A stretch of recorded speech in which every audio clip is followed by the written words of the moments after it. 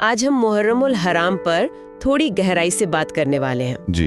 हमारे पास जो जानकारी है वो ये बताती है कि ये इस्लामी कैलेंडर का पहला महीना तो है, लेकिन ये कोई जश्न का, खुशी का महीना नहीं है। बिल्कुल नहीं। बल्कि ये गम, सब्र मतलब धैर्य और कुर्बानी यानी बलिदान, इनको याद करने का वक्त है। सही कहा। और इसका जो केंद्र है वो करबला की वो दर्दनाक घटना है जहाँ इमाम हुसैन अलैहिस्सलाम उन्होंने अपने परिवार और साथियों के साथ सच और इंसाफ के लिए अपनी जान दे दी। हाँ, और ये महीना एक तरह से इंसानियत की एक बहुत बड़ी मिसाल को समझने का मौका देता है हमें। यहाँ ये समझना जरूरी है, जैसा आपने कहा, कि ये सिर्फ एक गुजरी हुई घटना की याद नहीं है। अच्छा। ये उन उसूलों को, उन सिद्धांतों को जिंदा रखता है जिनके लिए इमाम हुसैन खड़े हुए थे, जैसे सच्चाई, न्याय और जुल्म के सामने कभी न झुकना। हाँ, ये जुल्म के सामने न झुकने वाली बात दस्तावेज बताते हैं कि करबला जो है वो इराक में एक मैदान है।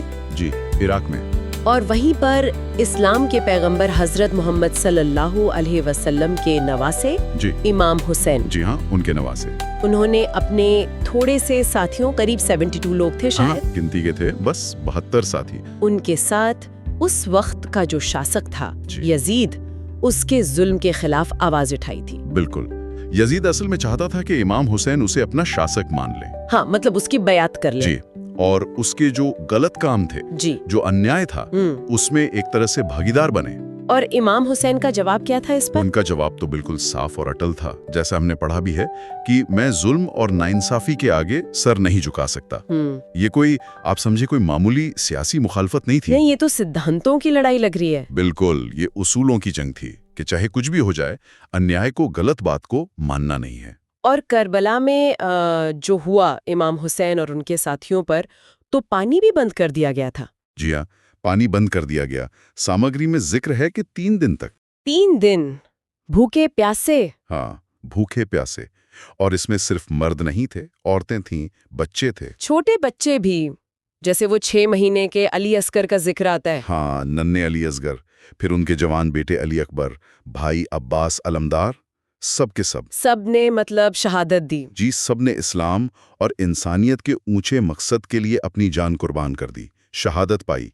इतनी मुश्किलों के बावजूद। हाँ, यही तो अहम नुक्ता है। इतनी भयानक तकलीफें सही, इतना जुल्म हुआ, लेकिन इमाम हुसैन या उनके किसी साथी ने अपने उसूल नहीं छोड़े। ये तो कमाल का सब्र है। ये उनके अटूट ईमान, उनके सब्र और अल्लाह पर जो उनका भरोसा था, उसका सबूत है। वो जो एक वाकया है ना, 6 महीने के प्यासे अली असगर के लिए जब इमाम ने पानी मांगा, हाँ, तो जवाब में तीर आया। सोचिए जरा, उफ। इस हद तक जुल्म, लेकिन फिर भी इमाम हुसैन के अल्फाज क्या थे? ऐ खुदा, मैं तेरी रजा में राजी हूँ। कि ये एक याददानी है। याददानी किस चीज की? कि सच और हक के लिए खड़े होना कितना जरूरी है, चाहे इसकी कीमत अपनी जान क्यों ना देनी पड़े। ये हमें इंसाफ, सब्र और दूसरों के लिए कुर्बानी का संदेश देता है। तो ये सिर्फ मातम या गम मनाने का महीना नहीं है? नहीं, सिर्फ गम मनाना मकसद नहीं है, बल्कि इससे बहुत गहरे सबक सीखने का महीना है ये। अरे हाँ, मुसलमान इस महीने में, खासकर 10वीं तारीख को, जिसे आशूरा कहते हैं। जी हाँ, आशूरा, उस दिन इमाम हुसैन और उनके साथियों की कुर्बानी को याद करके अपना गम जाहिर करते हैं। जुलूस निकलते हैं, मजलिसें होती हैं। मजलिसों में क्या होता है? मजलिसों में करबला का पूरा वाकया बयान किया जाता है, ताकि वो कहानी, वो कुर्बानी, वो सबक याद रहे। और लोग न्याज बांटते हैं। न्याज मतलब खैरात? हाँ, जरूरतमंदों में खाना, पानी, दूसरी चीजें बांटते हैं। ये भी उसी हमदर्दी और मदद का एक तरीका है जो करबला सिखाती है। तो आज के वक्त के लिए, आज के जमाने के लिए इसका क्या संदेश है? बहुत गहरा संदेश है। सामग्री यही कहती है कि आज जब हम दुनिया में इतनी नफरत, इतना जुल्म, इतनी नाइंसाफी देखते हैं, हाँ, देख तो रहे हैं, तो करबला हमें याद दिलाता है कि हक के लिए, सच के लिए आवाज उठाना बंद नहीं करना है। चाहे जुल्म करने वाला कितना भी ताकतवर क्यों ना लगे, उसके सामने झुकना नहीं है, उसूलों पर कायम रहना है। बिल्कुल। और ये भी जानना जरूरी है कि इमाम हुसैन की जो शहादत है, ये किसी एक मजहब या किसी एक कौम के लिए नहीं है। नहीं, ये पूरी इंसानियत के लिए एक मिसाल है। नाइंसाफी के खिलाफ खड़े होने की मिसाल।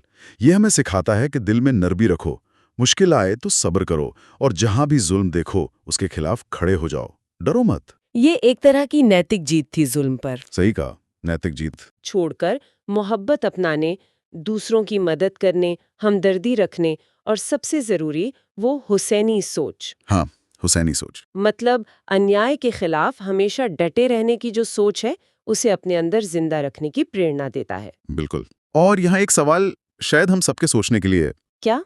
कि आज के इस मुश्किल दौर में हम कैसे बिना किसी टकराव या हिंसा के अपने उसूलों पर कायम रहते हुए नाइंसाफी का सामना कर सकते हैं।